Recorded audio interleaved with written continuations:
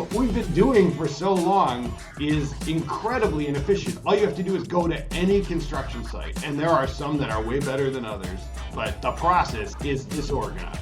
It's not because we meant it to be that way. Construction management as a process started. It was really an architect. So the architect figured out the means and methods by which you were going to create the building, and it was very integrated. We disintegrated it by developing the industry in our level of sophistication over the years to the point where dollars drove everything and process diminished, and that's just backwards.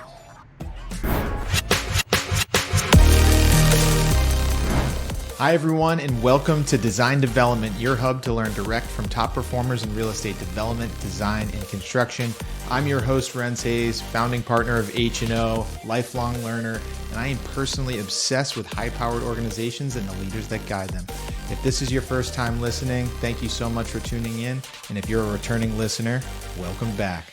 Let's go. Today's episode is really going to challenge what you think you know about design, development, and construction. Today, we're talking to the OG of modular, Rodger Krulak. He's the CEO of FullStack Modular. They specialize in mid and high-rise modular construction. They do the design, the manufacturing, and the install. I learned a lot from today. To me, I've kind of questioned the modular world and what kind of traction it had. It seemed like a fragmented industry. Like, what partner do you talk to? Are there standards? Are you confined to just building a box, or can you really build something special? And what are the advantages of modular construction? What problem does it solve? If you think about traditional construction, it's pretty inefficient once you get to the site. It's very labor intensive. It's high cost of labor. You're traveling up and down buildings to do things. So trying to create a building in a manufactured setting makes a lot of economic sense when you think about it. So that's enough from me. Let's get to our conversation with Rodger. If you know anyone in mid and high-rise construction, particularly multifamily, student housing, micro-living, any of that type of stuff, hotels, please pass this episode along so that they can hear it too. It's the only way we grow this community. And without further ado, let's get to my conversation with Rodger. Please join me in welcoming Rodger Krulak. Rodger, thank you so much for joining us. Great to see you, Renz. How are you today? I'm fantastic. I am so excited for today's conversation. We're with the OG in modular construction. There's a lot of advocates for modular. There's people against modular. The industry is widely misunderstood. And Rodger here launched FullStack Modular.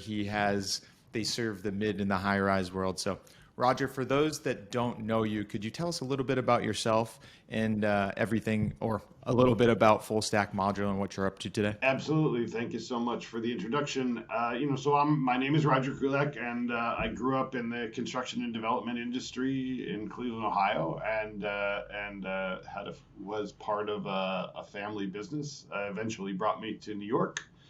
I've been also have my own general construction company on my own with a partner. We built data centers, so I learned a lot about SMEP as a result of that, and then moved to New York after the dot-com crisis, and went back into residential development, where I was working, and we were developing thousands of square feet of multifamily housing in an environment where construction costs are as volatile as the stock market, and we ended up with. And where was this region? Where were you developing? New York. You were in New York building multifamily.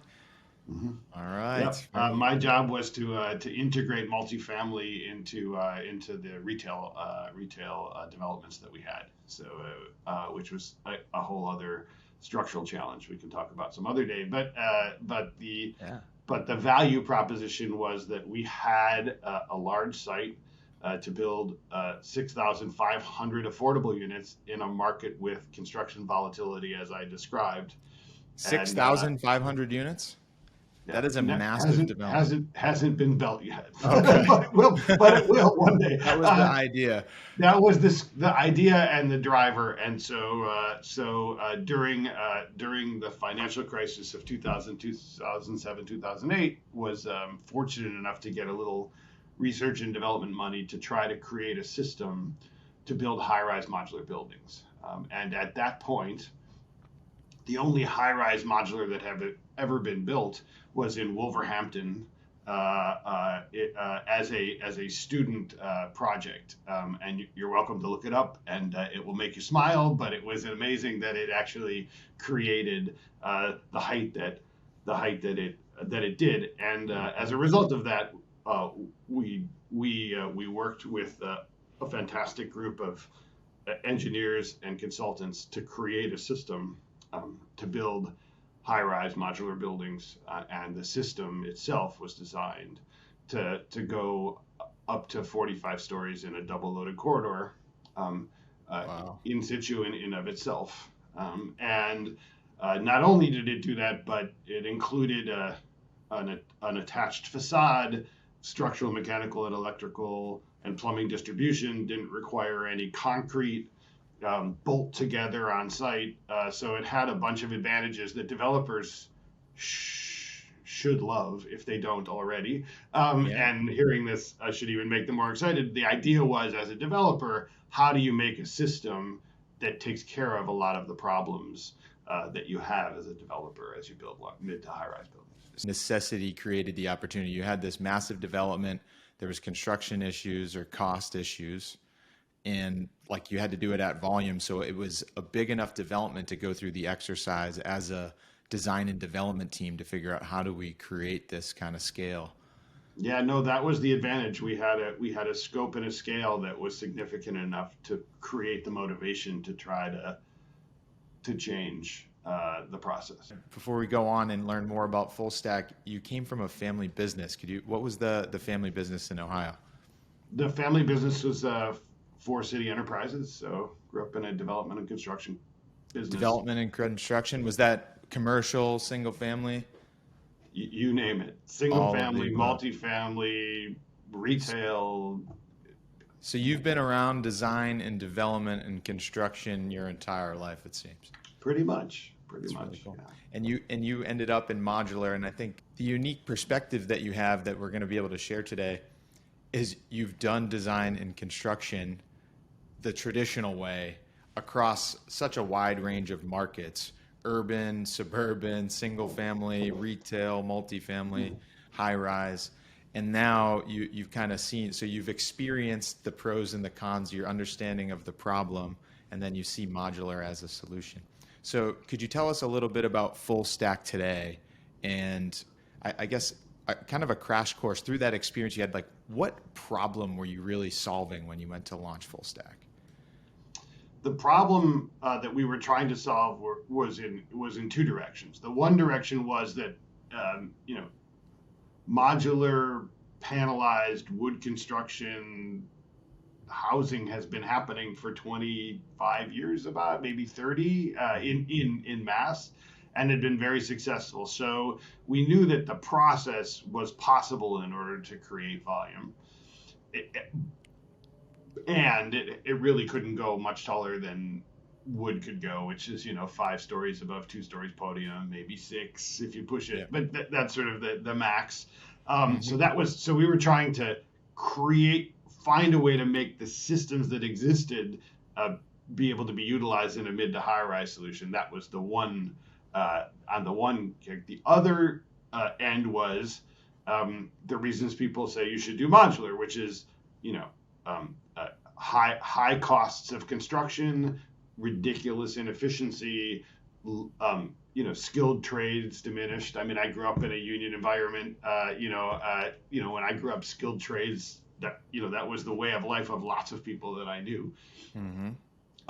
And that was obviously diminishing by the time we were in it. So on the one side, it was how do you create a system utilizing something that's already exists and is successful, and then how do you solve for the problem that you have less skilled labor, high costs of construction, and huge volume problems. I mean, the world is short tens of millions of housing units, maybe hundreds of millions of housing units.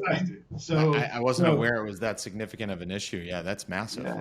Yeah. I mean, that's 3+ million in the U.S. alone. So if we go into like where is FullStack Modular based out of? Where's the manufacturing process?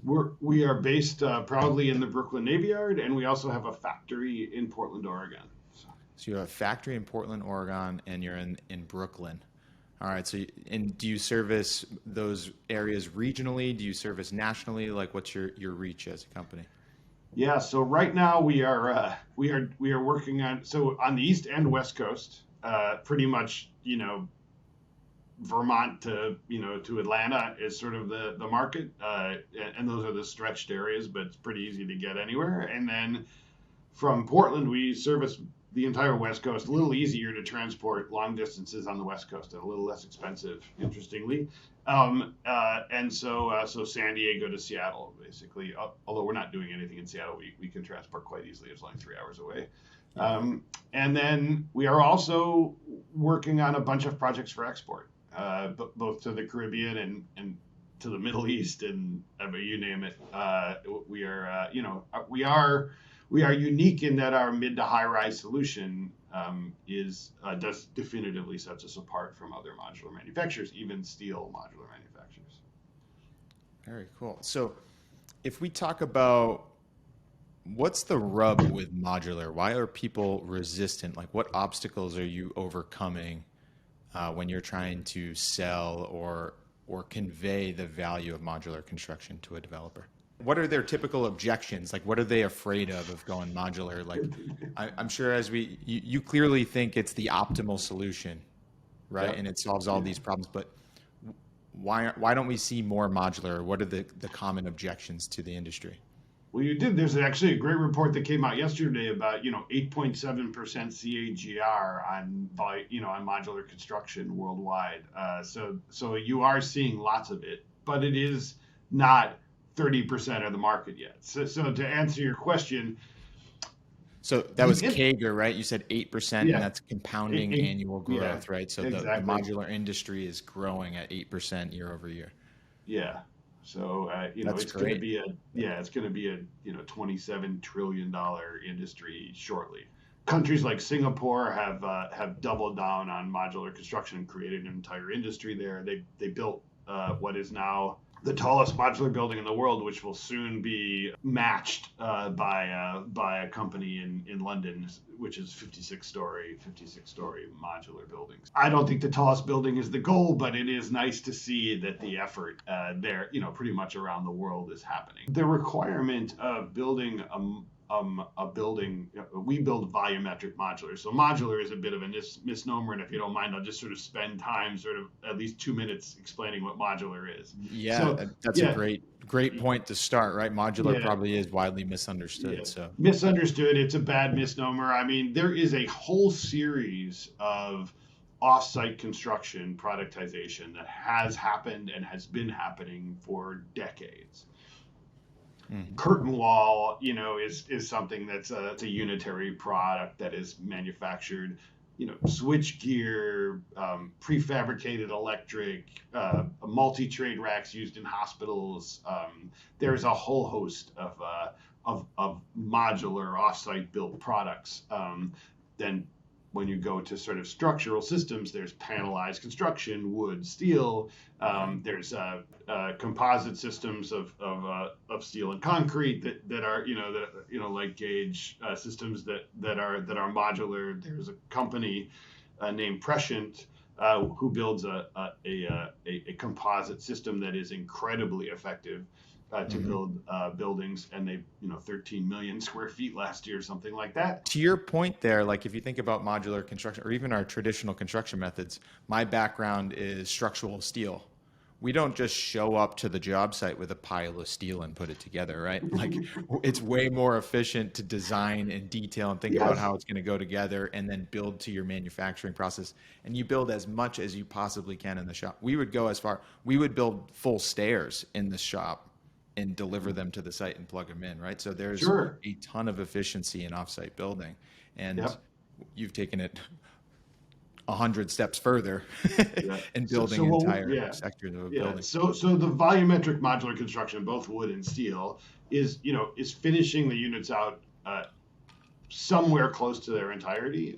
Obviously, you can't take pieces and parts and create a monolithic building without having some connections. But the idea is that we want to do as little work on site as possible, including stairwells with stairs in them, and elevator shafts with clips in them, and fire rated, and hallways with distributed MEP and fully finished units and facade installed.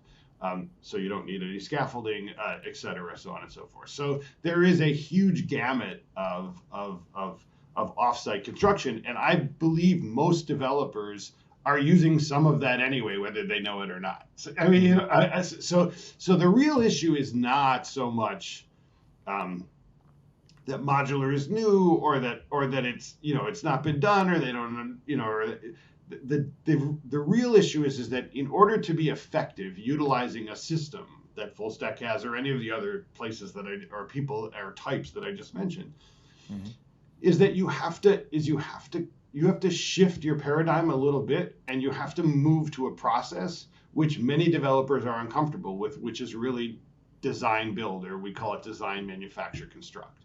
If you don't do that, it's not going to be effective. Full stop. So that's really where you're at. So now you have to ask a developer, like, and by the way, it's happening publicly and privately a lot more in the last 5 years, just forgetting modular, than it has in a long time, because sitting on the same side as a team with stakeholders that have the same goals in mind is ridiculously more efficient than fighting with a developer over 2%, or fighting with an engineer about value engineering a building so that it stands up pretty well instead of completely well. Is sort of absurd, right? So if you say, look, I need a building and it has to be 28 stories, and it has to be sizably responsive, and it has to be affordable, and those numbers have a target of this number, can we figure out a way to make this happen? And what are you gonna have to give up in order to do that? Is incredibly efficient. And modular is one way to impose discipline on the process. And in my opinion, the reason it hasn't been picked up so quickly is people don't like to admit they're wrong.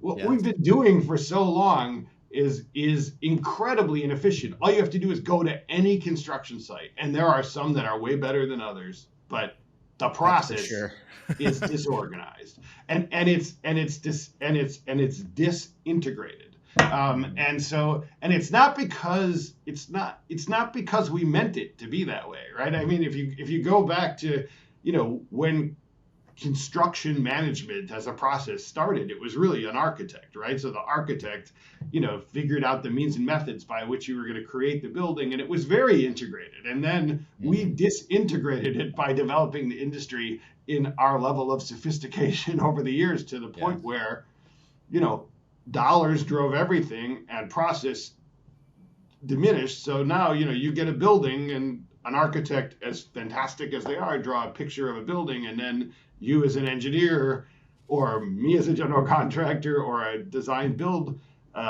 manufacturer have to figure out how to turn that into a system. And that's just backwards. Yes. You had a term there that I really loved: impose discipline, right? In the beginning of a project. We think that's like the most important, that can make or break a development. You need to push the critical decisions. You need to get the stakeholders in the same room and talking about what are the risks, what are the opportunities, what's the target yield, like what can we build on this site, right? Like what is possible, and then to go through those and to identify the right system and the right partners. Something you've been able to do with FullStack is create the system and the back end results so that you can integrate and build all this stuff offsite. If I were to think traditional methods and why they're continually used in still the lion's share of the market, is that's how all the companies are set up to service a project. So you need to build a building. I don't have a relationship with Rodger or or a modular company to line myself up with. I still have a piece of land, and we can create value here and get a job done. We're going to design it and put it out to bid. The contractor to build the building has to go out to subcontractors who work a certain way, right? It's really, change is slow. We're in a very mature industry. Right? Yeah. And it's, 13.5% of the world economy. I mean, it's a big ship to turn. So. We all need a place to live and work and and travel too, right? Buildings aren't going away, and like you said, No. there's a massive demand out there. Do you what market sectors? So clearly you serve multifamily, or as I like to say, anything with a bed, right? Senior living, hotels, like that all fits. Do you work outside of that and service any other types of buildings? Occasionally we do. So, I mean, our biggest markets are, hotels, student housing, multifamily, and everything from affordable to, to high, to luxury rentals are really our market. But we have worked, during COVID, we built intermodal transported medical isolation units. We are working with a coffee company to build a 2-mod, structurally responsive, regardless of where it is in the United States, solution, that they can install and move if they need to. So we as long as our system can be utilized and our process can be utilized, we have some flexibility. I do think though that like where we really shine is projects 60 to 120,000 feet. We can build them in like 4 months. And 60 to 120,000 square feet, you can build that in 4 months. Yeah. This is a great spot to take this conversation so people actually understand. I'm a developer. I want to consider modular. Like, what things do I need to know about modular? And like, how do you compare? What's the sale to me to not go the traditional way and to go with full stack? How do you pitch me? Well, so I think there's a whole bunch of advantages. I mean, one of them is that you have basically almost no on-site work. You build a foundation for us. You build a foundation or anything you want us to sit on. We don't care, steel, concrete. That's not your responsibility. No, I mean, it is our responsibility at some level, but basically just give us something to sit on. Yep. And then everything in our system is a mod all the way up to the parapet. So hallways, elevator shafts, stairwells, all the finishes of the units, the facade. So imagine if you're a developer, what that process looks like. And you don't have to think about that.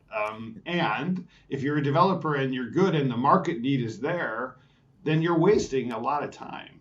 And you also, insurance costs are heavy, right? I mean, insurance costs are really heavy and they're not getting any better. You need no scaffolding in our system, so that goes away. You need about 1/3 to 1/4 of the management team in and we can build it almost twice as fast. So you have that, half the general conditions. So in an environment where interest rates are 2%, that may not make a difference, but when it's 9%, it's makes a big difference. Yeah, equity and debt are hard to come by. So if you can save time and money, those are always good selling points. And the quality is better. Sustainability, carbon footprint. I mean, I could go on and on. I mean, it is a system, it is a manufactured system. And to be fair, like everything is manufactured in the world except for art. Most of it's not manufactured, and buildings. Like, it doesn't make any sense. I mean, spaceships and interstellar telescopes and paper clips, they're all manufactured. For some reason, buildings are different. And to be clear, so in your modular package, you include finishes. And how do you manage, so is that floors, walls? You're covering all finishing details, like a kitchen cabinet layout, all that. Appliances. Finishes, utility, light fixtures and all that. Like, do you guys manage? So, like, once, let's say it's a foundation or a podium, do you kind of act as if it's not a general contractor, or are you the super sub that just handles everything that's involved with your system? So like the final electrical hookup, the final plumbing connections between the unit, you do it all? We can do it either. We can either act as a super sub that provides all of that, and then you have to hire on-site trades to connect them all, or we can come work with it. We have several. We can work with the GC and provide a turnkey solution, design, so manufacture, construct. You have general contractors that you would partner with that you guys have a working relationship. Very nice. And you mentioned no scaffolding. So we have units coming in, and you're going to have the facade and the window and everything on, but then they're going to stack next to each other. How do you manage the like weather resistance and the water mitigation between units? How does that joint work without having to go back out there on scaffolding? Yeah, there's no work. There's no work. So the units, they're tested. We do it. We create this system along with our partners, MG McGrath, and the system gets installed in the factory and goes into compression as it's installed into the building.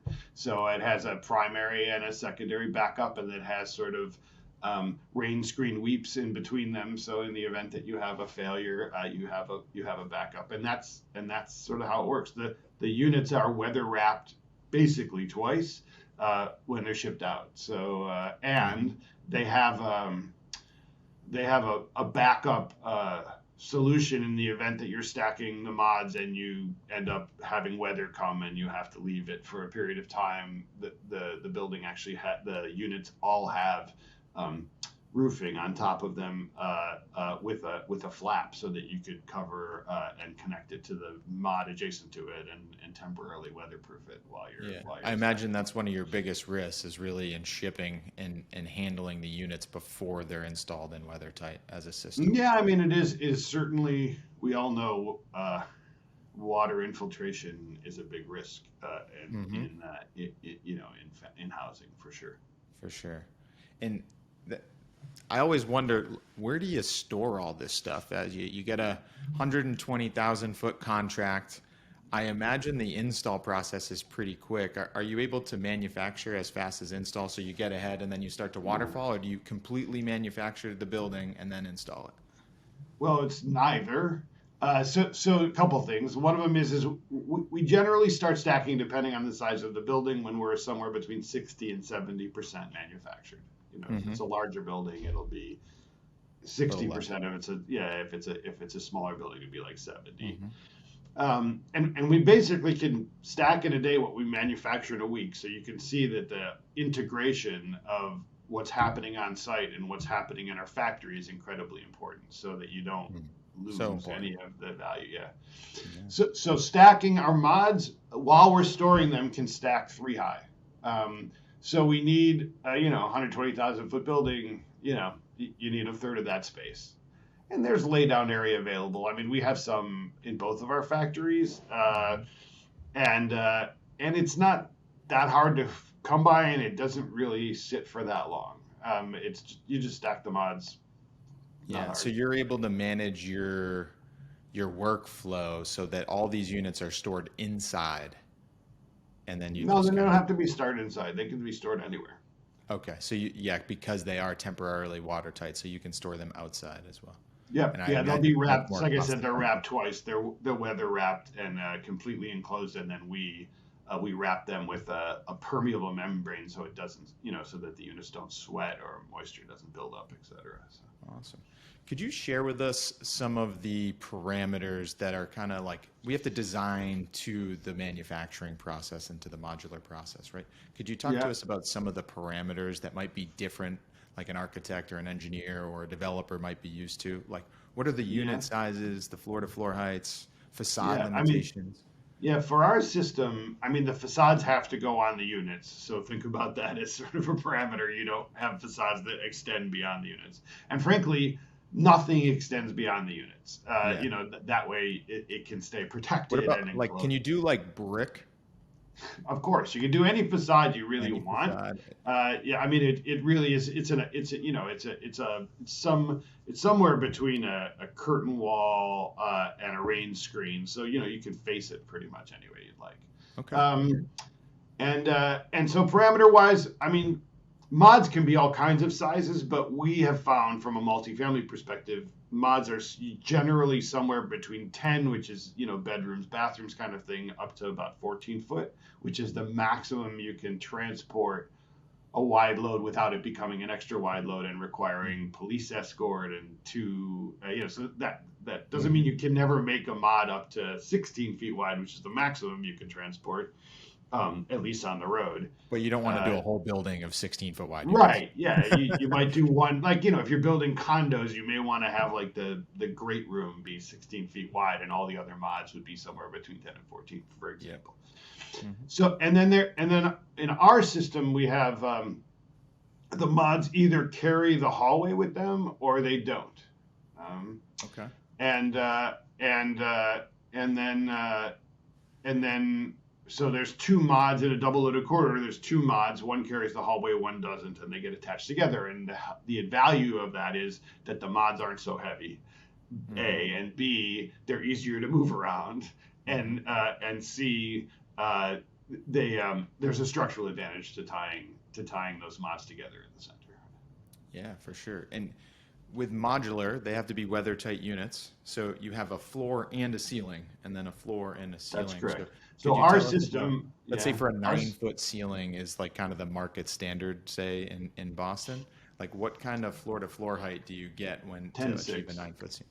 So 10.6. So that's pretty comparable to traditional construction. Yeah. So, I mean, it is a little bit thicker. We have a, 1 foot 4 inch floor to ceiling sandwich that is structural and structural system and fire safing, and the ceiling and the diaphragm. So interestingly, as an engineer, I appreciate that we have moved the diaphragm from the floor to the roof, which is great when it's modular, right? Because you don't have to worry about getting into anything when you finished it. You just get up on top, you connect it, and the diaphragm is always the roof of every floor.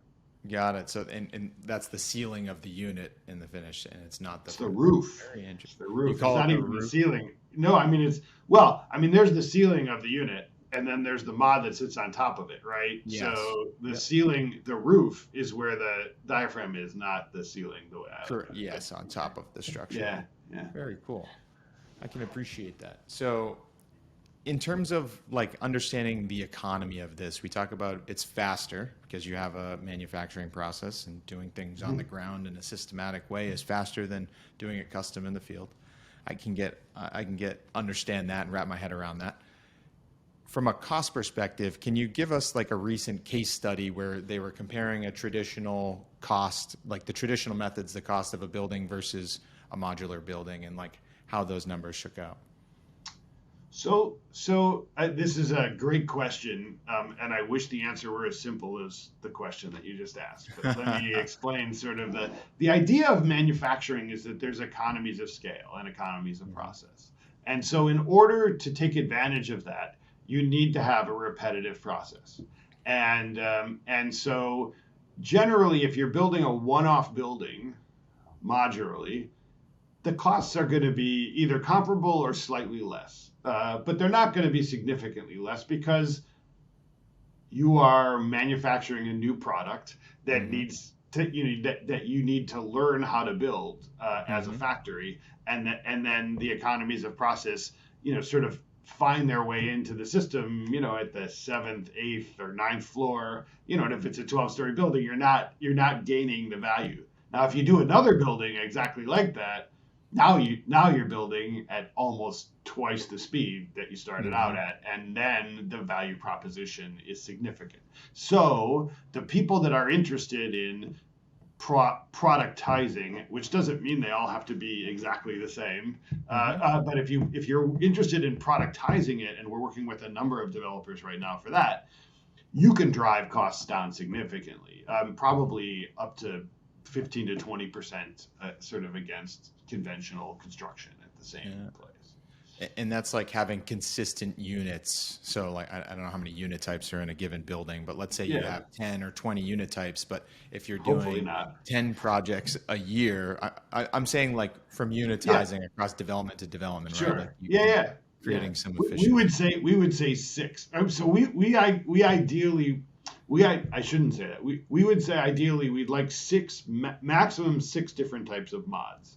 Okay. That doesn't mean that you can't have 10 types of units as long as they're made out of those 6 types of mods. So if you have a bedroom bathroom mod and you can do 2 of them, you now have a 3 bedroom unit, for instance, if it's on the corner. And if you have a studio mod, it can be, so the idea is to minimize the variety in order to meet the market need. So we don't ignore the market need. We're not. It's Sure.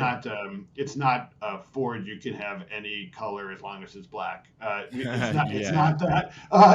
But we do. So the repetitiveness is what provides the opportunity. Because at the end of the day, we may buy material a little bit better, but our labor efficiency is where the value proposition is. So anything you can do to drive that labor efficiency is what drives the cost value proposition. And I imagine that especially proves true. You mentioned like in 9 or 12-story building, you start to hit it if you build another one. But same thing, if you build 9 more stories on top of the other 9, you're getting Exactly. The more vertical you go, the more efficient you get. 100%. In urban environment, labor to build a high rise is the most expensive labor there is. It's typically union labor, large scale force. There's a lot of extra people involved in those types of projects. And you have to get up and down the lift and wait. Yes. And get down, go down for coffee break, go up for coffee break. It's a long process that's incredibly inefficient and again disintegrated. I mean, the trade division of labor is not an efficient way to build. I mean, it has the potential of being a very quality way to build, but it is definitely not efficient. Sure, yeah. There's necessity there that kind of breeds that, has created that environment. And you mentioned the vertical transportation for those not involved. Like there's vertical hoistways on a high-rise construction job, and all of the workers go floor to floor up a building every day, every shift. They have to get stuff off their truck. They have to get tools. They have to move their toolbox. Crane has to deliver product, or they're bringing it in the hoistway. There's a lot of vertical transportation of tools, people, and material. And now imagine when we start stacking mods, nothing gets delivered to the site other than what's in the mods, including all those connection pieces, until you get to the roof. Very cool. I have one question I'd like to get to on launching FullStack. Learning more about your story today. You grew up in a development and construction business. You had another construction and development business.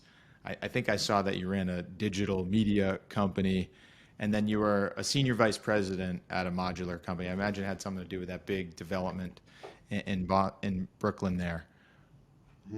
Can you tell us about the challenges or the excitement? What led you to launch FullStack? And if I were to preface one thing there, modular construction appears to be, from my lens, a very capital intensive business. You can't just be one person or a 5-man team and say, hey, we're going to provide modular. You need a building, you need manufacturing equipment, like this stuff costs money, right? You have to get resources on to be able to go. So tell us about launching FullStack and how you minimize the risk and capture the opportunity. Yeah, I mean, minimizing the risk is an interesting thing. I mean, the one thing FullStack has not done is raised $2 billion and then tried to figure out what to do with it. Kudos to you. Thank you. Although I wish I had more, it's a feast or famine kind of thing. But the process was, as I explained earlier, to solve a problem, and I think we were very successful in two things: solving a problem and showing what's possible. And so what happened next was, I raised some money. I bought the business from a company that I started it with, and then went off to try to take what we do and move it into a market process. So purchased the business. The advantage of what the business had that came with it was a factory facility that was fit out for modular manufacturing, intellectual property, which I helped create, but ended up owning, which in my opinion is absolutely still best in class high-rise modular system in the world. And so as a result of that, had the proof text that we built the tallest modular building in the world, and that was a huge value proposition. Did not have a book of work because the process and the business was started to build the units that were supposed to be owned and built by that company. they ended up selling it to a Chinese developer, and so that really didn't exist anymore. So we went off for other customers, and have done work for LaGuardia Airport, and we're building a project for Starwood and a whole bunch of other sort of interesting and capable developers. How did the opportunity? So you were already working with this company, investing in helping build it. You saw the problem with traditional construction. You really saw the modular market growing. How did this opportunity present itself? Did you approach them? Were they like, I can't do this anymore, and you seized the opportunity? How did that come to be? Yeah, no, I mean they so the company was had converted to a REIT, and when they converted to a REIT, oftentimes REITs divest of industries that aren't their core industry. So that was sort of already. It's a real estate investment trust.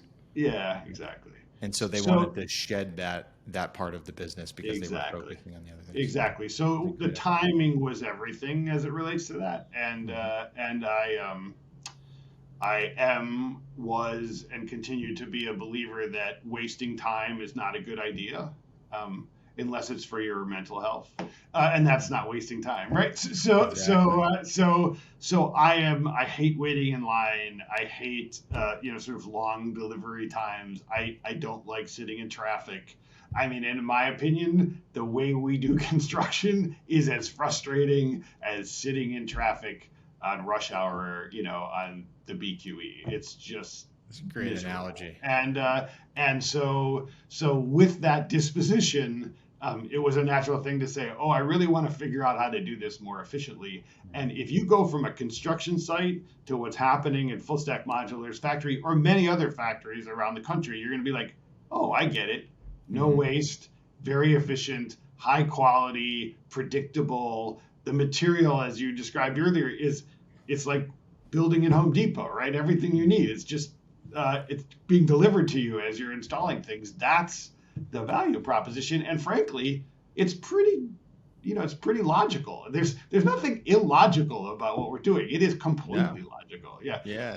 And it eliminates a lot of the lack of logic in the process that we currently use, and so it's safer, and it's more sustainable, and it's quicker and less disruptive to the environment. The sustainability is a hot topic, and it's only going to be more and more important. So how does modular contribute to sustainability?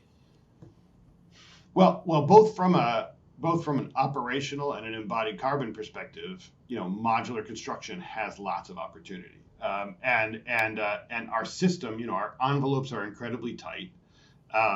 We single source material, so we know where everything's coming from. So if you want to trace what it is we're purchasing and how far it is, it's pretty easy for us to do. I mean, there's whole groups within large general contractors that that's all they do. It's pretty easy for us to tell you where it's coming from. I mean, we're buying everything.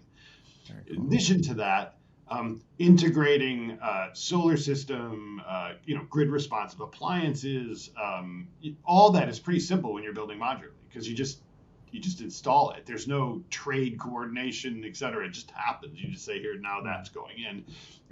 Structural supports for solar systems. We've been talking to a company that has facade panels that are PVs. So all of that is pretty simple. And to be fair, as compared to concrete, reshaped steel is pretty low carbon footprint. I mean, it's not carbon positive like some wood is, and most wood is. But reshaping steel doesn't require blast furnaces. It's a pretty low carbon. And when you say reshaping steel, we're talking like cold form steel. Linkage. No. We use HSS, but when you're making, say, tube steel, you're not using a blast furnace to make tube steel. You're just heating it up and reshaping it. It's not 99.6% of all steel is recycled, right? So you take it and you run it through, you heat it up and you reshape it. So it's not. They say steel is very carbon inefficient, but yes. Taking iron ore and turning it into steel is incredibly carbon inefficient, but reshaping it is not so inefficient. Reshaping it is not so. Recycled steel, and 96% of steel is recycled, and that's the steel. exactly. Very cool. Well, thank you for sharing your story and teaching us all more about modular and full stack. If there were two projects you were proud of that we could share with the people to learn more about you, what would those two projects be? Well, I mean, I have to be proud of what was the tallest modular building in the world, which is, 461 Dean Street in Brooklyn. Mm-hmm. And I think on the other end, and for a different, I think another world problem that we could solve health-wise, we built these medical mods for the state of Mississippi, which are intermodal. Negative pressure, you can relocate them anywhere, whenever it's needed. Wow. The government ought to have 200,000 of these, and whatever crisis happens, you can actually have them there whenever you need them, redeploy them. Although it's very different, I'm super proud of it because it fit cool. and met a need that we have as a world that we're also not addressing. Housing, medical, I think there's a huge opportunity, and there's some interesting AI now that predicts disasters, both human and natural. And so if you think about, if you built 200,000 of these and had them stored in 4 places in the United States, you could have propped up hospitals wherever the next disaster was, probably by the time the disaster happened. So those are two things I'm really proud of. And obviously I, love what I do every day. So yeah, that's really fascinating. That's a great example.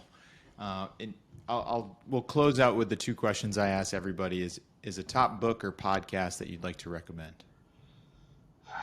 I just recommended to my son, so I'm just going to recommend it. So if you have ever read Flow or Finding Flow, it's an old book, incredible philosophy. It will make you feel really bad about yourself because you're probably not doing all of the things you should be doing. Yeah. But it also is very eye-opening. It's one of my favorites. Very cool. Finding Flow. I haven't heard that one. That's a good recommendation. And the best advice you have for emerging leaders? Be tenacious. Stick to it. Do not get too discouraged for too long. Advocate for yourself, and then find good allies. That's outstanding advice. That was very succinct and direct and well put. That's well said. Well, Rodger, thank you so much for joining us today. I really enjoyed getting to learn more about you, your story. I love the entrepreneurial spirit, and I always admire people that see a problem and take advantage and seize an opportunity to help solve that problem, and that's exactly what you've done. So for those that want to get in touch with you or learn more about FullStack, where might you send them? Just visit our website, FullStackModular.com.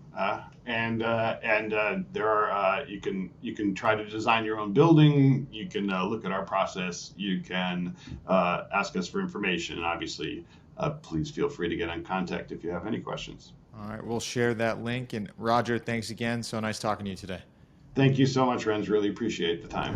Everyone, can't thank you enough for tuning in today. I hope you got a ton out of today's conversation. And if you could do us one favor, if you did get value, please like, share, and comment. Subscribe on whatever channel you're tuning in on. Please leave a review. It helps us expand and grow and support more people. That's the end goal. We want to bring the insights of these amazing guests to as many people as possible. Thank you.